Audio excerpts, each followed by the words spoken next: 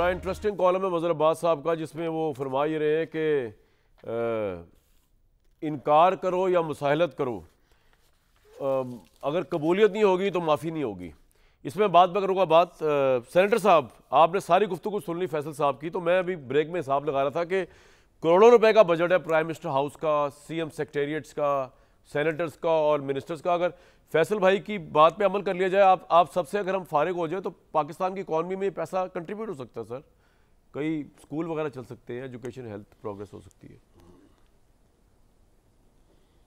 जी बिल्कुल, ये कहते हैं इससे ज़्यादा आसान भी एक हल है जो मैं दे सकता हूँ कि फेडरल गवर्नमेंट जो है वो 45 अरब रुपए मीडिया के एडवर्टाइजमेंट में देती है, जिससे आपकी सैलरीज आती हैं, बिलखुसूस एंकरों की 1-1 करोड़ रुपए 50-50 लाख रुपए ले रहे हैं। उनसे सबसे पहले मेरा ख्याल है ये बजट अच्छा, ये आपकी हुकूमत नहीं होगी पैसे तो हमें एड्स भी नहीं आएंगे। बजाय अपने पेट पे लात मार के आपको मशवरा दे रहे हैं। मेरी गुजारिश सुन लेना, मेरी गुजारिश सुन लेना, मैं भी आपको एग्री कर रहा हूं, गुजारिश सुन लेना। जी जी, आपने अभी आपने फरमाया कि सियासतदानों को सफे हस्ती से मिटा देना चाहिए। मैं ये तो फैसल भाई कह रहे हैं, मैं नहीं कह रहा भाई, मुल्क के अवाम के लिए वो अल्लाह सामने माफ करे, मैं नहीं कह रहा। आपने 24 करोड़ लोगों के लिए जो आपकी नफरत है ना, वो अवाम के सामने आ गई है। फैसल साहब वो कहना मुझे को कह रहे हैं भाई कि वो इजी टारगेट बना लिया आपने मुझे। नहीं, आपने बोली ये वाली बात, मैंने आप भूल गए। आपने ये मैंने तो इनकी बात सुन के ये हिसाब लगाया कि इनको उड़ा देना चाहिए मेरे ख्याल से। फिर अगर ये इनकी बातें सही है, मेरी गुजारिश सुन लेना। जी जी जी, मेरी गुजारिश, एक तरफ आप कहते हैं कि हमारे खाते में कुछ है ही नहीं और दूसरी तरफ कहते हैं कि जिम्मेदार भी ये भी मैंने कहा है। मतलब ये क्या मुनाफकत है ये। एक तरफ आपने कहा कि इनके खाते में कुछ नहीं है, दूसरी तरफ यही जिम्मेदार है। भाई ये फैसल साहब ने कहा है ना, आप जुर्रत से बात करें ना सर। मेरे पे जो मैंने कहा मैं मानूंगा, मैंने कहा। चले मेरी गुजारिश तो सुन लेना। देखिए मेरी बात तो कर लेने दें, वरना फिर मैं चुप हो जाता हूँ। नहीं, आप टारगेट तो सही रखे ना। हाँ ओ यार भाईजान, मेरी गुजारिश तो अगर आप जी सुन जी, लेंगे बताएं तो जवाब मिल ही जाए। बताएं। मैंने फैसल भाई को भी जवाब दे दिया है। फैसल जो है वो भाइयों की तरह है। मैं बात ये है कि सीपैक जो है वो किसने बनाया था? आपने कहा ना हमारी क्रेडिबिलिटी। सीपैक $55 बिलियन की इन्वेस्टमेंट पाकिस्तान की तारीख की सबसे बड़ी इन्वेस्टमेंट है। कौन लेके आया था वो? क्या सियासतदान नहीं लेके आए थे?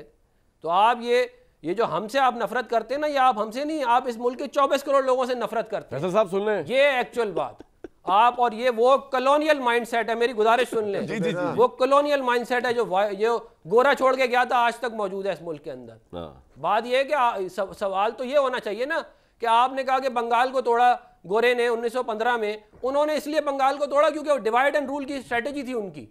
वो चाहते थे इनको डिवाइड करें और फिर इन पे रूल करें। ये तो आपकी अप्रोच ऑल इंडिया कांग्रेस की अप्रोच है सर। हमें ये कह रहे हैं ये तो मुसलमानों का भला हो गया था उस 1905 की पार्टीशन से। आप तो कांग्रेस की अप्रोच लेके आए बीच में।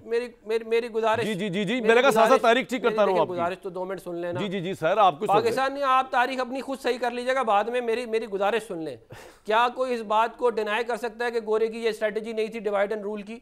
लेकिन उसका बंगाल की पार्टीशन से कोई ताल्लुक ही नहीं है जो आप फरमा रहे हैं। मेरी गुजारिश, ये कांग्रेस का पर्सपेक्टिव है जो आप दे रहे हैं। फिर सर मैंने पढ़ी हुई है ना, हिस्ट्री पढ़ाई हुई भी है गवर्नमेंट कॉलेज में। मैं डिवाइड एंड रूल की बात कर रहा हूँ। मैं डिवाइड एंड रूल की बात कर रहा हूँ। मैं पार्टीशन से उसको नहीं जोड़ा, आप उसको जोड़ रहे हैं। मैं बंगाल की पार्टीशन की बात कर रहा हूँ। आपने कहा कि बाहर से लोन, ओ भाई चलें आप बात कर लें। नहीं, मैं आपसे समझने की कोशिश कर रहा हूँ सर। असल में फासले पे है ना दोनों। नहीं, आप कर लें बात। आप अच्छा कर लें, आप आपस में बात कर लें। मैं भाई मुझे तो बात करने दे। कोई हाल है, कहते हैं आप बात ही नहीं करने दे। अफरान भाई बात करें। आप सब कुछ आपने कह दिया, मुनाफिक भी कह दिया, एड्स भी रोक दिए, और क्या रहेगा पीछे? बात ये है जी भाई, बात ये है कि मैं सिर्फ ये कह रहा हूँ कि हमें आप जरूर इल्ज़ाम दें। हमें बेशक आप बेहतरी भी होनी चाहिए, लेकिन आप ये जो स्वीपिंग स्टेटमेंट दे रहे हैं ना, ये कहते हैं कि सारे ख़त्म कर देने चाहिए, और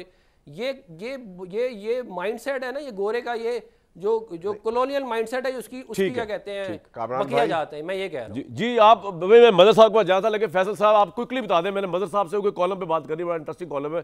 क्या कहना चाह रहे हैं? बड़ा आमराना ज़हन है आपका कॉलोनियल है।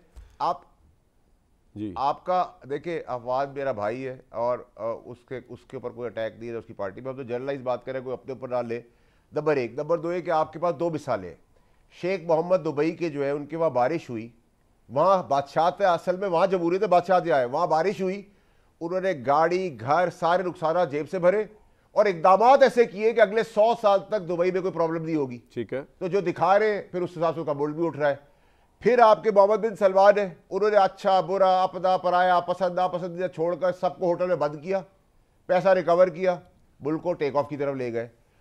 आप अफवान साहब के सेनेट की सीट के ना पीछे पड़े कामरान भाई ना मेरी, हमारी तनख्वाहों से फ़र्क पड़ता है, ले ले, हमें सड़क पे बिठा दे, हमें कोई फ़र्क नहीं पड़ता। लेकिन जिस महलात में हम खुद जाते हैं अवान में, वो बादशाहों का ही है। और वहाँ एयर कंडीशन ऐसा चलता है कि वहाँ जैकेट में भी सर्दी लगती है, या गरीब सड़क में मर रहा है, हमें उसकी कोई फिक्र नहीं है। और आप बजाय हमारी तनख्वाहों से पहले उन गैंडे सांडों को पकड़े जिन्होंने इस मुल्क का अरबों खरबों रुपए लूटा है, उनसे रिकवर करें, और फिर बाद में हम पे भी अगर आपने हमें सड़क पे बिठाना है तो हमें कोई प्रॉब्लम नहीं। ठीक, इस जगह पे अफवाद भाई की बात को मैं डोज करूंगा कि आप हमारे, और दूसरा अफवाद भाई अगर कामरान शाहिद की आप तनख्वाह बंद करेंगे इसको नहीं फर्क पड़ेगा, इसका तो मुझे पता है, ये पीछे से तगड़ा है। अच्छा जी, अल्हम्दुलिल्लाह। आगे चलते हैं, मैं भी जेनेरिक की बात, मामला जो है ना कहीं किसी और तरफ चला गया। लेकिन दूसरा मैं बता दूं कि ये जो आप एडवर्टिजमेंट दे रहे हैं ना, असल में ये एडवर्टिजमेंट भी इस्टेब्लिशमेंट के खाते में। पूछे कैसे? अगर फौज ये जंग ना जीतती, ये जिस एडवर्टिजमेंट का आप हमें बता रहे हैं, जो कि टोटल मीडिया की एडवर्टिजमेंट का 20% होती है बमुश्किल, आपकी सरकारी एडवर्टिजमेंट जो होती है 80% प्राइवेट मीडिया अपना प्राइवेट गेन करता है व्यूअरशिप और मार्केट की बेस पे। वो 20% भी भाई इसलिए है कि दिखाने के लिए आपके पास फौज का एक कारनामा है कि 10 मई को हिंदुस्तान को आपने हरा दिया, तो मार का हक आया, तो ऑब्वियसली उसको सेलिब्रेट किया गया। हर साल होती है। और इस हुकूमत की कोई जुर्रत है कि मार का हक को सेलिब्रेट ना करे?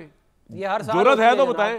तो कर, आप ना करेंगे तो कोई और कर देगा, वो तो करना ही है भाई, कोई ऐसी बात। मजर साहब हर साल 45 अरब रुपए देते हैं हम। भाई आप क्या देते हैं? तो हम आपको टाइम नहीं देते, आपकी तशहीर नहीं होती। 45 अरब रुपए देते हैं नहीं, तो आप थोड़ी देते हैं, असल में तो आपकी तनख्वाह हम देते हैं। 45 अरब रुपए आप गलत कह रहे हैं अफरान भाई, गलत। आपकी तनख्वाह भी हम देते हैं सर, सुन ले, आप नहीं देते, आप नहीं देते, आप इसलिए आप नहीं देते, आपकी तनख्वाह मैं देता हूँ, मैं जाती तौर पर आपकी तनख्वाह देता हूँ इनकम टैक्स के जरिए।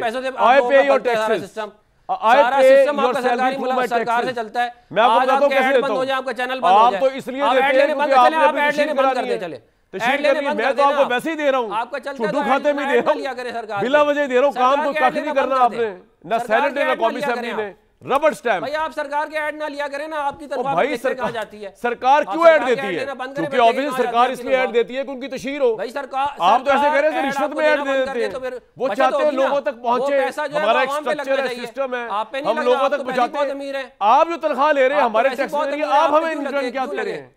लॉलीपॉप आपको पैसे देते हैं हम भाई। आपको अभी बताया फैसल साहब ने, आपके प्राइम मिनिस्टर खाते में है ही कुछ नहीं। आप क्या देते हैं? बताया ना मुझे क्या देते हैं, उसके ऊपर बोले। सवाए आपके सेनेट का एयर कंडीशन का टैक्स हम भरते हैं, बिल आपके घर की वो हम भरते हैं, किराए, उसके ऊपर भी आपकी गाड़ी का पेट्रोल हम भरते हैं। मतलब you people are at large good for nothing and still we are paying your salary. होनी चाहिए एंकरों की।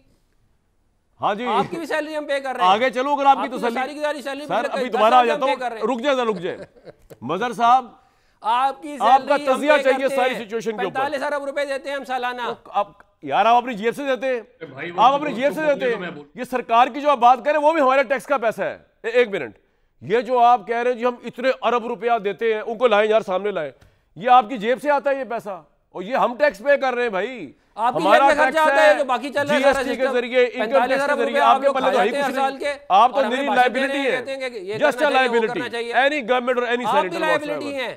अब मैं जरा मदद साहब के पास चला जाऊं भाई।